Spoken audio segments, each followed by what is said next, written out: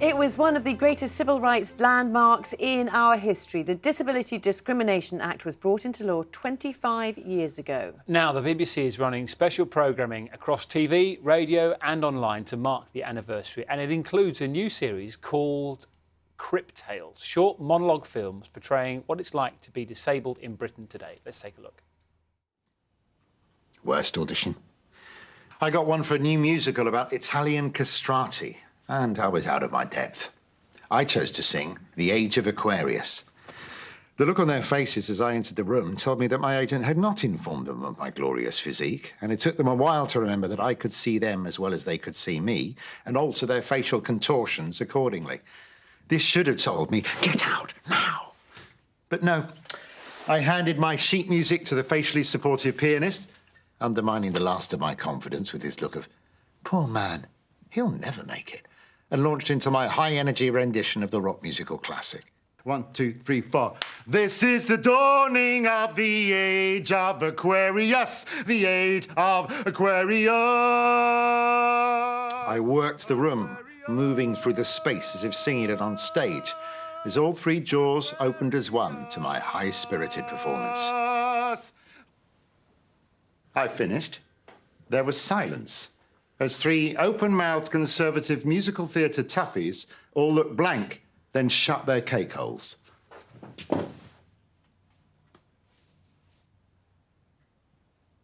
Thank you, Matt, for that.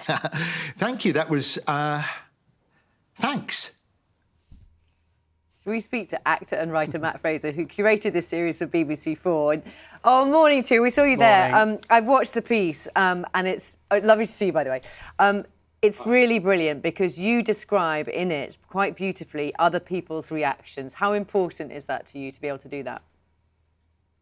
Well, I mean, it's a wonderful opportunity. I don't know about how important my own life and my stories of auditions are in the scheme of things in this day and age. I think it is. Well, thank you. Thank you very much.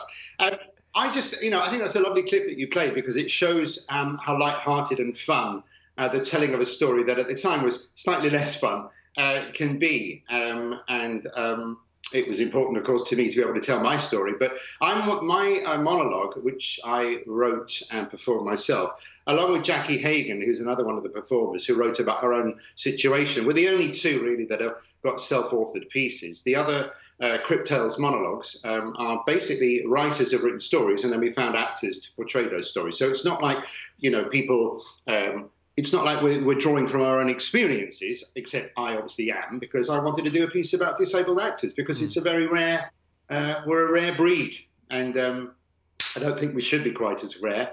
And I wanted to open it up and show people that all the fun and awful things that happened to me in my career that started around about the same time as the Disability Discrimination Act was put into place. About a year later, I started acting, 96.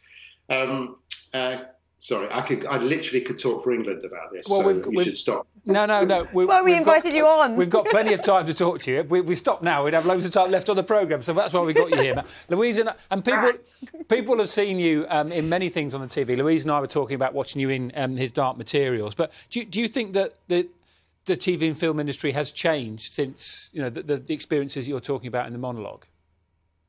Well, I think actually it's a two-strand thing, because I think Hollywood still find it problematic to allow disabled actors to portray disabled characters and in any meaningful way, whereas the BBC Drama Department, for at least the last 3 years, have really insisted on authentic portrayal of disabled characters, which is why I ended up being the guest murderer in a couple of episodes of Silent Witness earlier this year.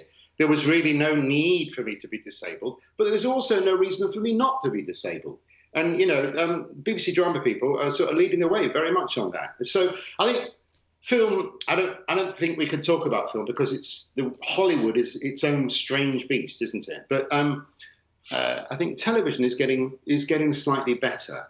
If you'd have asked me 25 years ago, when I was one of those campaigners, along with this car, if you'd asked me if I thought that I'd be doing Crip Tales in 25 years' time, no. I wouldn't, not have in a million years thought that would be happening. But to be honest, I would have thought that we'd be more shot through regular drama series and issues around disability would be better written by disabled writers in a way that was realistic to the viewers at home, and in a way that's more relaxed around disability. Because, of course, one of the things me and my fellow Crypt Tales monologue ears, if you will, have facing is sort of 20 years of people being very nervous around disability, being told what they can and can't do and what they can and can't say around disability. Most people are nice and don't want to offend other people. So what happens is a lot of the time, people would rather say nothing for fear of saying the wrong thing.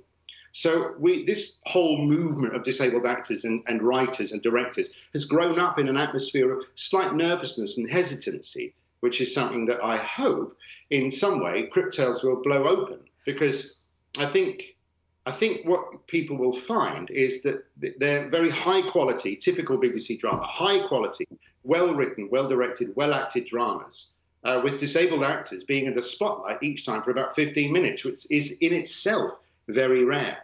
You know, people are used to seeing Liz Carr, who played Clarissa for so many wonderful years on Silent Witness, but they're not going to be used to seeing her as Meg, the character in The Real Deal, that is dealing with the benefits situation, and who isn't the real deal and a genuine benefits claimant.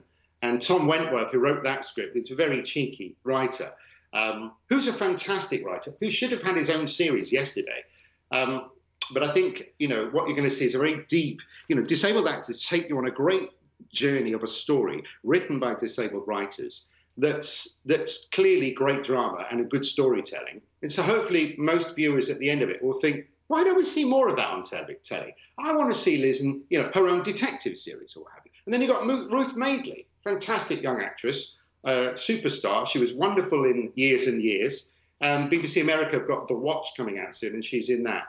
She portrays something, you know, probably one of the more moving monologues that we have, because in 67 or 68, I think it was, abortion became legal in this country. But of course, disabled bodies and disabled women's bodies, and who has the right to tell them what to do with their bodies, is a very thorny subject, which is explored in great depth and with aching poignancy, I must say, by Ruth Madeley, for Genevieve Barr's fantastic script. And we've got a director called Amit Sharma, who's a good friend of mine, who's been directing theatre for many years. In fact, he's up at the Birmingham Rep at the moment. He's fully skilled to do television directing, but he'd never been given the opportunity. Matt, it's hard to break into the industry. I'm sorry. I know. I said we had ages to talk, and we did have ages to talk. Just really briefly, though, and I love the way you said you were guest murderer. You were brilliant when you did that. Really briefly, for people who do feel nervous around the subject, do you have advice for them? Just a brief bit of advice. I do. I dare you, nervous viewer of potentialness, to watch at least 2 of these monologues. Excellent. And I think you'll be more relaxed about disability. I think you'll want more. And I don't think you'll ever want to go back and go, you know what, I preferred it when able-bodied writers wrote stuff that wasn't that authentic or accurate, and then it was portrayed by non-disabled actors. Let's go back to that. No one's going to say that. We're here and we're not going away. And we want some more work. And I loved watching yours this morning. Excellent work. Thank you very much indeed, We have Matt. enjoyed listening to you talking for England. Crypt Tales, BBC 4. You need to watch at least 2 of them, of course, on Monday night at 10 o'clock. That is it.